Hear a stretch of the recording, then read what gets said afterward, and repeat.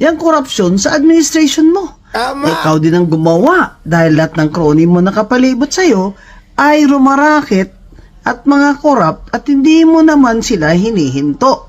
Number 1, ang pinsan mo, si Martin Luther King Naku Romualdez. po. Narito ang Balitang Pinoy TV.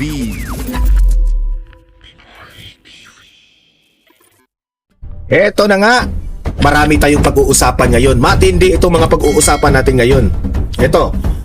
Itong palasyo, alam nyo naman si Auntie Claire Castro, na walang tigil ang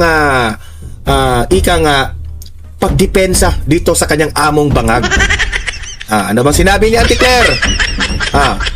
Sabi ni Auntie Claire Castro na lahat raw na mga desisyon nitong si Rimulya, Ombudsman Rimulya, lahat raw ng mga desisyon ni Ombudsman Rimulya ngayon sa mga galawan ni Rimulya, wala raw kinalaman ang palasyo. Akala mo naman Claire Castro, akala mo naman maniniwala kami. Okay? Mamaya, pag-usapan natin yan magre-react tayo dyan. Kasi binobola pa tayo, no? Bulahin mo lola mo. Bulahin mo nanay mo. Huwag kami. Eto pa, no? Eto, gusto ko itong topic nito, kung paano pinahiya ni Rowena Guanzon itong si Auntie Claire. Totoo. Kasi, sino ba namang hindi mapahiya dito na nagmamayabang itong si Auntie Claire Castro? O may panawagan siya na nananawagan ako na tulungan na lang natin ang Pangulo. Kasi kung hindi natin tutulungan ang Pangulo, masisira raw ang bansa natin. Yan ang sabi ni Auntie Claire. Nag-response itong si Rowena Guanzon dyan. Kinikilabutan itong si Rowena Guanzon sa mga sinasabi ni Castro. Mamaya, ipaparinig ko sa inyo kung ano ang sinabi ni Rowena Guanzon. Matatawa talaga kayo kasi tumpak na tumpak itong sinabi ni Rowena Guanzon Grabe itong topic natin ngayon. Pero guys, bago natin ito pag-uusapan, help me po na i-like muna at i-share itong video na ito para guys kakalat ito sa taong bayan. Okay, sabay-sabay nating i-like muna at i-share itong video natin, Facebook at YouTube. 1, 2, 3, go. Okay, like and share para maraming makalam. And also guys, paki-subscribe at paki-follow ito para lagi kayong updated sa mga balita na kagaya nito at ma-notify ang inyong mga cellphones kung meron tayong breaking news. Okay? So, kagaya nito, breaking news ito. So, sabay-sabay nating i-follow, i-subscribe, Facebook at YouTube. Ready? Follow, subscribe. 1, 2, 3, go. Ayan, thank you very much. Okay, so heto. Pero, Auntie Claire Castro, sino ang nagsira sa bansa na ito? Si Bongbong Marcos. Bakit namin siya tutulungan? Na kaming mga taong bayan, matino namin itong pinag-iingatan itong bansa natin. Sinira ni Bongbong Marcos ang reputasyon ng bansang ito. Wala siyang ginawa dyan sa massive corruption na nangyari sa bansang ito. Tapos, nananawagan ka na tulungan natin ang Pangulo? Pweh! Utot mo, ha? Kaya itong si Rowena Guanzon, pinahiya kayo ni Rowena Guanzon. Pakinggan yung sinabi ni Rowena Guanzon, tulungan niyo na po. Wait muna. Ito, play. Tulungan niyo na po ang Pangulo. Tulungan niyo na po ang Pangulo. Lahat po tayo tumulong sa Pangulo para iangat na po yung ekonomiya. Kasi kapag lagi pong may ganito na sitwasyon, negatibo yung tingin dyan eh. So baka hindi gumanda ang dating ng ekonomiya sa atin because baka puro negative ang makita. Trying hard ka. So yun lang, ang akin You're so trying hard. ng pakiusap is after Bakit ka nakikiusap ngayon? Akala ko ba magaling yung presidente mo? nito, sana tumulong na lahat. Mga kababayan, Attorney Rowena Guanzon po, Eto na. ang inyong lingkod. Kahit po nasa ibang bansa ako, iniisip ko po ang bayan natin. Bukas ko lang ng aking phone. Nakita ko yung message ni BBM sa atin. Imbis na mag-rally daw tayo, ay tumulong tayo sa ekonomiya. Putang ama. Naku po. Alam mo, BBM, bangag ka talaga. Naku po. Hindi mo ba talaga nakikita ang reality? Correct. Kaya nga nag-rally ang tao. Dahil hindi sila sang-ayon at di na nila kayang lunukin yung korupsyon sa administration mo. Tama. Ikaw din ang gumawa dahil lahat ng crony mo nakapalibot sa'yo ay rumarakit at mga korap at hindi mo naman sila hinihinto. Number 1, ang pinsan mo, si Martin Luther King Naku Romualdez. po. Yan mga galamay niya si Saldi ko, galamay lang yan ni Romualdez. Pero ang talagang crony mo, ay ang pinsan mo. Sapon. Hinayaan mo Kaya pinirmahan mo yung General Appropriations Act, yung budget ng 2025, kung saan doon ang mga hundreds of billions na mga insertion.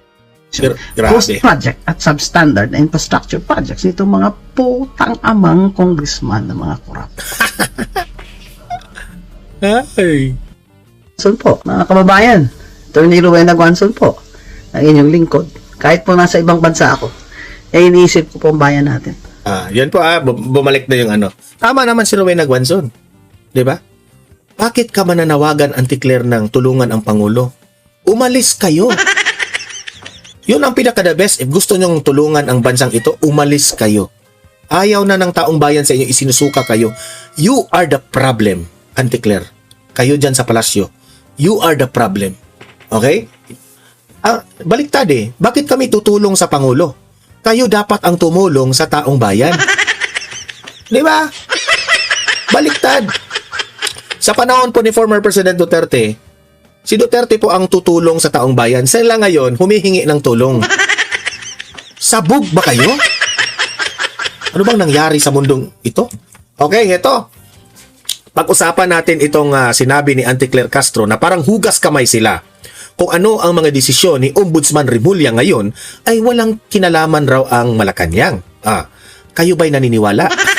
Mga audience ko dito sa Don Mar TV, kayo ba'y naniniwala na kung ano ang mga pinanggagawang mga kabalastugan o kalokohan nitong bonjing na ito, wala raw kinalaman ng palasyo? Meaning to say, parang sinabi na rin ni Castro na yung mga pinanggagawa ni Bonjing dyan, trip-trip lang niya yan. Wala kami kinalaman dyan. Ito. Panoorin natin yung balita. Ang ombudsman po kasi ay isang independent body, constitutional body. So, wala pong, hindi po kailangan nilang mag-report sa Pangulo kung ano po ang gagawin nilang mga aksyon. Yan naman talaga dati, si Ombudsman Martires. May kanya siyang ika nga kung anong dapat imbestigahan. May sarili sila. Tama ka dyan. Dumistansya ang Malacanang sa plano ni Ombudsman Crispin Remulla na muling imbestigahan ang kampanya ng nagdaang administrasyon ni dating Pangulong Rodrigo. Imagine that one, Siya lang ang ombudsman na putak ng putak itong si Remulla. Nakapagtataka. Nung siya na ang nagiging ombudsman dyan, bakit itong si Remulla, target niya yung kaaway ng administrasyon. Ang punteriya niya ngayon, Duterte administration. Di ba? Diyan ka magtataka. Tapos, hindi naman sila tinatanong itong palasyo, wala kaming kinalaman dyan. Wala raw silang kinalaman dito.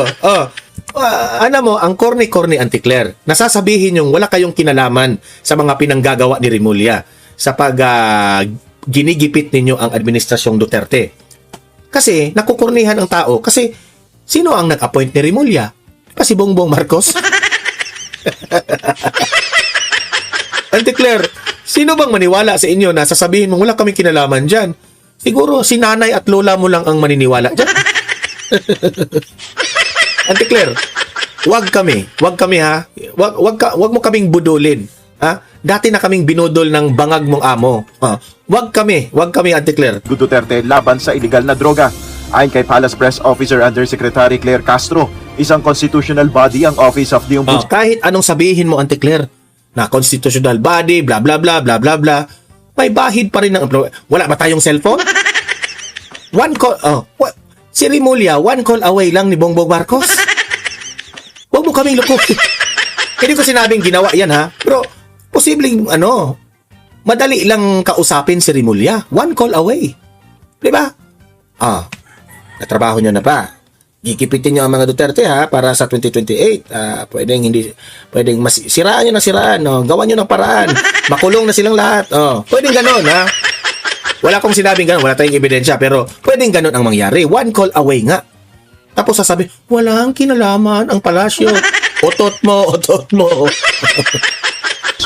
At hindi kailangan ng approval ng Pangulo sa kanilang gagawing aksyon. Handa naman ang Malacanang na makipagtulungan sa ombudsman sakaling kailanganin ang tulong ng mga ahensya ng pamahalaan kung matuloy ang kanilang planong reinvestigation sa war on drugs ng nakaraang Duterte administration.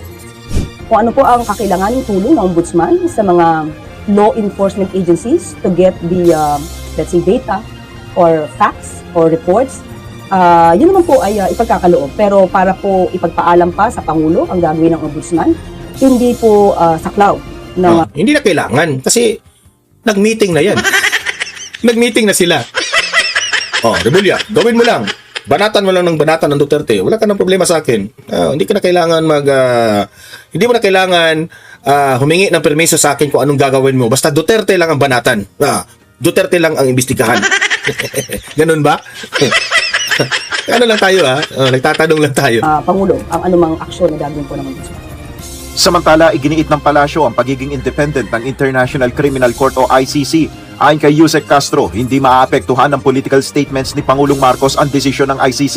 Ito ang naging tugon ni Yusek Castro nang hinga ng komento. Sis, walang impluwensya si Bongbong Marcos? Ang ICC ngayon for sure, tuwang-tuwa ito kay Bongbong Marcos. Kasi ang ICC, matagal na yan na hinanap nila si former President Duterte. Matagal na nilang pananagutin si Duterte sa akusasyon ng mga kalaban sa politika, itong war on drugs. Okay? Sa biktima raw sa war on drugs. Matagal na atat itong ICC kasi ang ICC walang kaso. Walang ginagawa ang ICC. Pinapasweldohan yata yan na walang ginagawa. Si Duterte na lang ang pag-asa nila na magkatrabaho sila. So, don't tell me na ang ICC hindi sila magpasalamat kay Bongbong Marcos na mismo si Bongbong Marcos hinatid niya pa. Kinidnap di umano sabi ng mga mga lawyers na mga expert kinidnap umano nila itong si Duterte para ihatid diyan sa ICC. Ang ICC naman tuwang-tuwa naman sa ginawa ni Bongbong Marcos. So wag mong sabihin, Auntie Claire, na walang impluwensya ang ICC, ang presidente sa ICC. Bulahin mo, Auntie Claire Castro, bulahin mo nanay mo, bulahin mo lola mo. Tungkol sa isa sa mga argumento na inilahad ng defense team ni dating Pangulong Duterte sa kanilang pag-question sa jurisdiction ng ICC Pre-Trial Chamber. Sa naturang argumento, binanggit ng kampo ni Duterte ang naunang pahayag ni Pangulong Marcos kung saan sinabi nito na hindi makikipagtulungan ng kanyang administrasyon sa investigasyon hinggil sa madugong kampanya kontra iligal na droga. So, kung yan po ay kanilang nagamitin, depende na po ito sa ICC kung paano po nila Kontrabida talaga itong mukha ng babae ito, no? i-evaluate. But sa aking pagkakaalam ay hindi po sila sumusunod or hindi po sila na-influence ng anumang political statement. Sabi mo lang yan. Hindi kami maniniwala dyan. Samantala, wala pang naglalabas ng reaksyon mula sa kampo ng dating Pangulo. Nel Maribuho.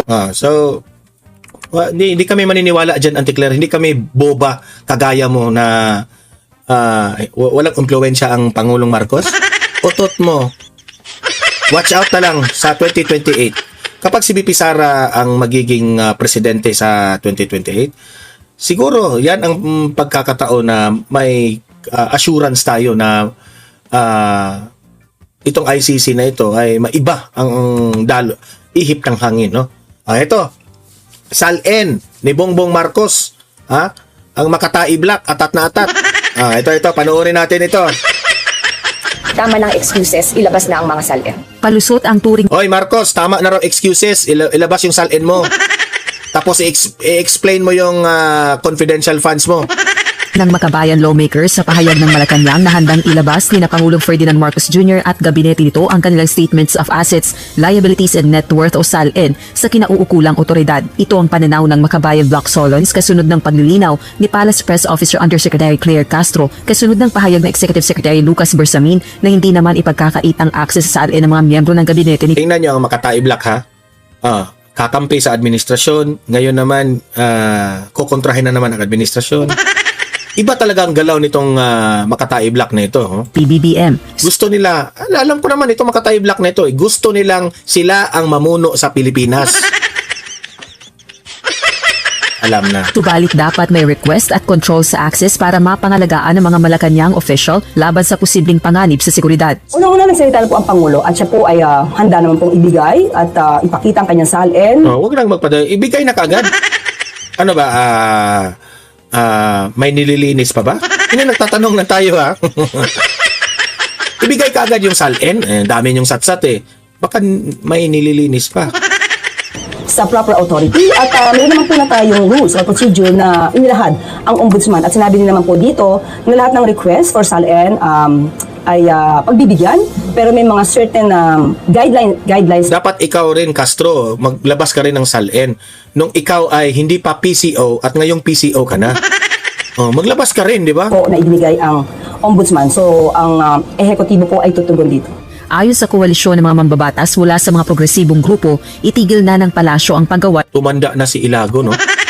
Tumanda na siya. ng mga dahilan. Basta ang salin. Wala nang marami pang cheche bureche. Isa pa ito. Mananiwala pa ba dito?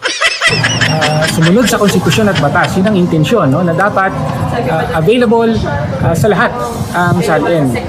Dahil ito ang pinaka magiging basis para malaman kung ang lifestyle mo ba ay katumbas ng iyong kinikita o hindi. Sa panahon na nananawagan talaga yung mga kababayan natin ng transparency at paglaban sa korupsyon, inaasahan natin no, na talagang yung taong bayan hindi papayag sa mga pag-atras. Ito na nga mga kabalita. Ano na ang masasabi nyo patungkol sa balitang ito? Please comment down below mga kabalita. Pag-usapan natin yan sa comment section. At kung di ka pa nakasubscribe sa ating channel, baka naman